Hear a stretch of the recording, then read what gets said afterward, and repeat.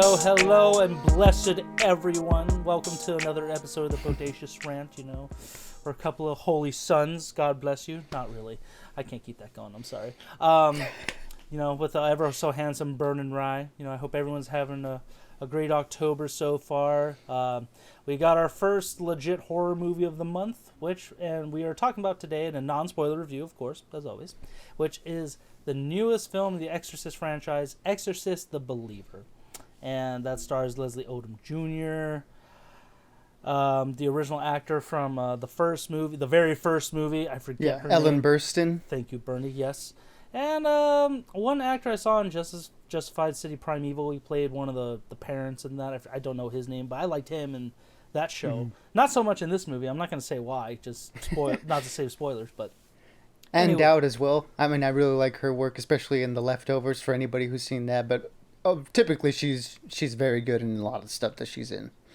Doubt. Which one was Doubt again?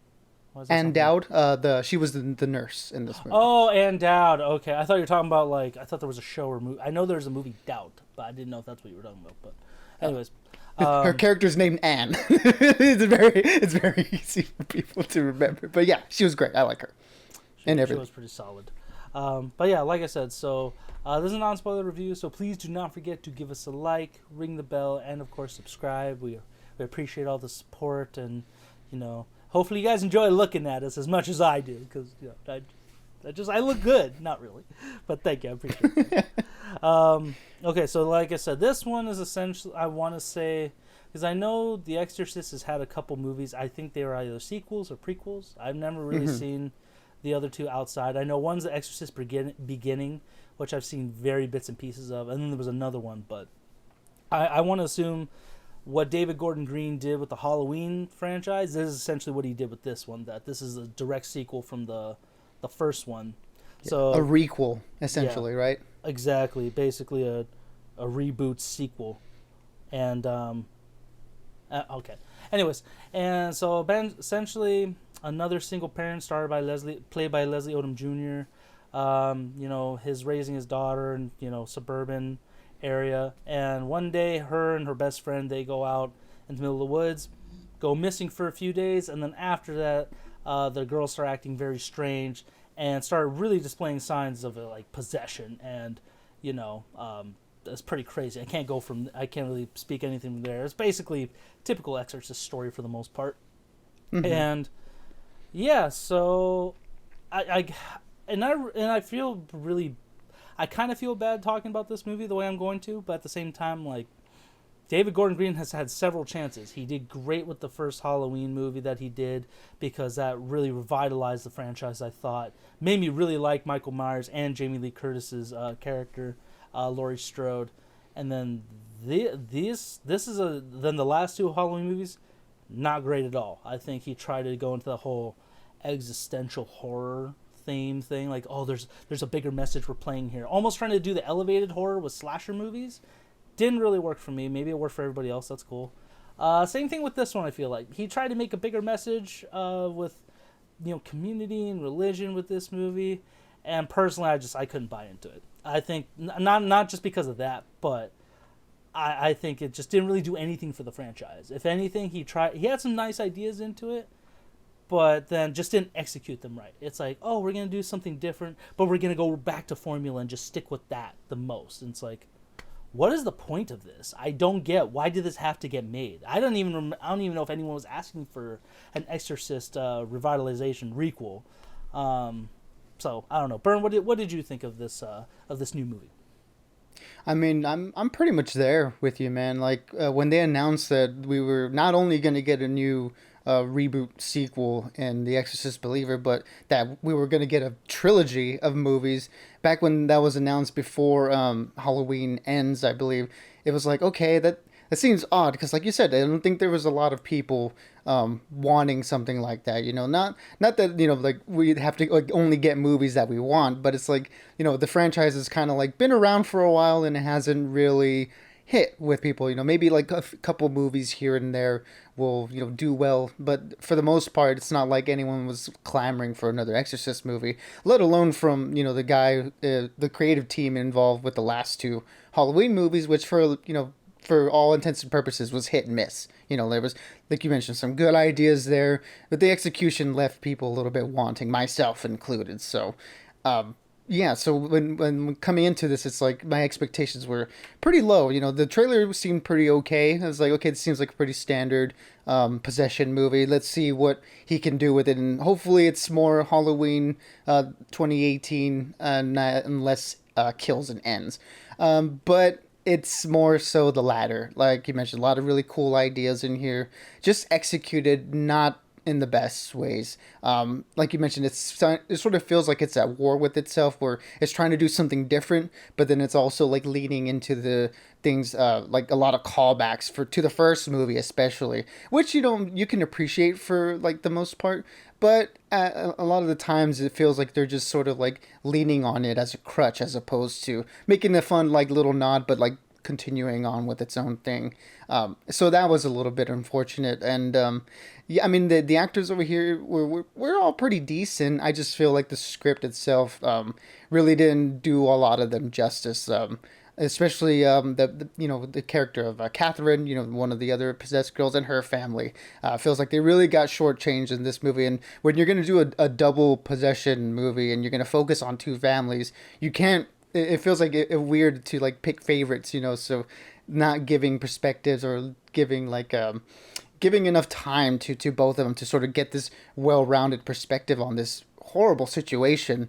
Leslie Odom Jr. and Lydia Jewett, who plays Angela, they get a lot to work with and they're pretty good. But again, like just in the movie as a whole, it feels like it wasn't the other characters weren't serviced enough. So by the time we get to the end and the grand finale, I wasn't as invested in a lot of other characters as I wanted to be, and that was sort of unfortunate. And the scares for the most part there were some really cool ones. You gotta admit there was some like really clever little instances there, but a lot of the times it leans along the loud noises and the jump scare stuff, which again it's unfortunate, especially since it's paying homage specifically to the first Exorcist movie, which was, I guess, what we would call today like elevated horror. It was very heady, very touching on very big and deep themes about like religion and doubt and all that, and they try to touch upon it here, but again, it's one of those things where the execution just kind of left me wanting more at the end of the day. I mean, my mindset behind this is that if you're gonna like the whole double possession thing, in the end, it's two little kids. It doesn't matter if they're good kids or bad kids necessarily. Then no one really deserves that. But yeah, like how you said, the movie almost pitted you against one of the families, or you kind of had to choose one. Um, it's just not. It's just distasteful. I would put it. It's almost like, and there's no real context behind why you should. It's like they're both kids. No family deserves this. But the way it did that and to some of the other characters in this was just, again, it was almost like shock horror for just the sake of it, without any real justification or anything behind it. So I thought that was pretty just, again, it was just very distasteful overall. Just poor choices in plot. And the other thing is, like, yeah, with the new ideas they had, again, we're not trying to spoil it, so I can't get it too into it, but they definitely hint at, other cultures dealing with possessions and that stuff. And it would have been nice to explore that if you're going to tread new ground with this, because I feel like some of those movies are a lot stronger than other ones. Like, did you ever see the movie Possession with Jeffrey Dean Morgan, when he had the daughter get possessed? I remember seeing like bits of media like on it, but I don't think I've ever like actually sat down and watched it. But I know what you're talking about. Yeah. So not a great movie, mind you, but I personally liked it just because it was it's not a bad horror movie. Explores Jewish religion a little bit and how they deal with exorcising, expelling demons out of that, especially a Dybbuk demon. So I thought, again, with stuff like that, it's always nice, especially adding to a new. Yeah, I guess because again, exorcism is mostly related to Catholic religion and stuff like that. But it's always nice to see other cultures deal with that and how they could add flavor to it. And yeah, it just kind of failed in that aspect. And I didn't really see the need for this movie after watching it. I tried to give it a chance. I tried to like feel like the horror of it, but in the end, there have been movies previously in the last few years that have done possession way better. namely The Conjuring, Hereditary, especially Hereditary. Mm. That movie's straight up horrifying. The last 10 minutes of it are straight up messed up. Having said all that, I'm gonna give this movie a 2 out of 5, and I don't think the studio is gonna go with the trilogy after this. It's getting shredded by critics, unless it does well like this weekend. I don't see it going anywhere, and it sucks that the studio bankrolled this, because it's like, dude, it's not gonna do well after this. But what would you give it, Bern? Yeah, I mean, look, they spent $400 million to get the rights to the Exorcist property, so not for the fact of people wanting it, but maybe just for the fact of having to recoup their costs. We're probably gonna get the next two movies, and you know what? I mean, I do hope if we do get them that they're better, because yeah, I mean, I don't want to come into any like horror movie or franchise like expecting it to fail, and I definitely didn't want this to fail. I was hoping this movie would again surprise me a lot, like his first Halloween movie did, but overall, again, it was just a disappointment, and a lot like bringing back Ellen Burstyn's character. It almost felt insulting in some aspects of it, and that you never want to walk away from a movie like feeling that way, and that is a little bit unfortunate, and I honestly just wish that like, we could have gotten something much better, because like I said, the first Exorcist movie is a critical point in horror movie filmmaking, and to get a movie like this, it just like I said, it almost feels insulting in a way.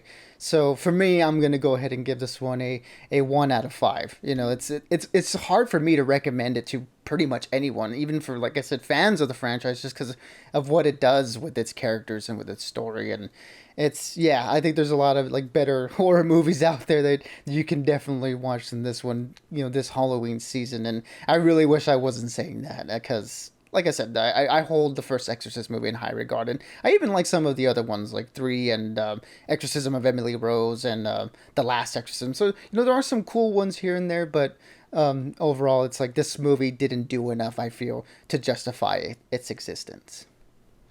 Yeah, and that's where all my anger is coming from, because I was really looking forward to this movie. I thought it was a nice idea. I thought, oh man, David Gordon Green could be back on track with this. This could be redeem him from Halloween, but something's getting lost in translation here. I don't know if it's studio meddling it, or maybe the director and his writing team are just not getting the source material, or just I don't know what they're trying to do. But hopefully the next two, if the studio does decide to keep going, you're most likely right. You're not going to purchase the rights and then just...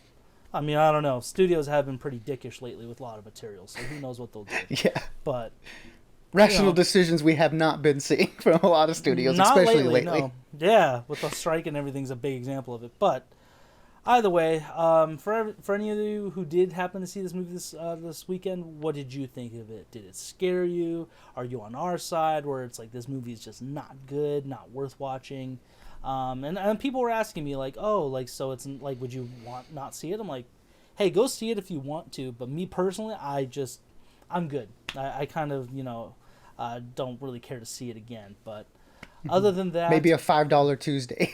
$5 Tuesday would not be a bad decision. I mean, we have A-list, so if I did want to go see it again, that's not going to really hurt me because I'm already paying for it, so True. It's fine. But other than that, guys, we got some other stuff coming out. Feel free to check out our Ahsoka review if you haven't already, unless you haven't seen that show. And hopefully Five Nights at Freddy's later this month is going to be good. We got Killers of the Flower Moon coming up. I'm super excited for that. But until next time, everyone, stay bodacious and keep on written for the both of us. Absolutely, everybody. Be good, be safe, and as always, we'll catch y'all on the next one.